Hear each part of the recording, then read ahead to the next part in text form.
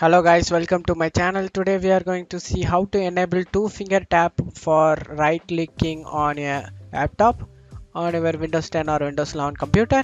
So instead of using a mouse, if you just want to tap twice in order to simulate the right click feature. So today I show you guys how to do that.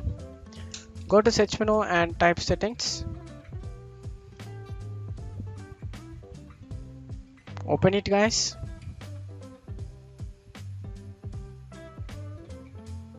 On left side you need to go to Bluetooth devices. On right side you need to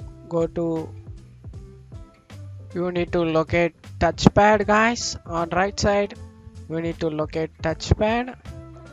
I am on the desktop computer guys. It's not going to give me a touchpad option, but you select touchpad and then go down under notch gestures in index. You may have to expand that, and there would be a section that says tab. You would expand to the tab X section. There will be an option guys, tab twice and drag to multi select. Again it says tab twice and drag to multi select.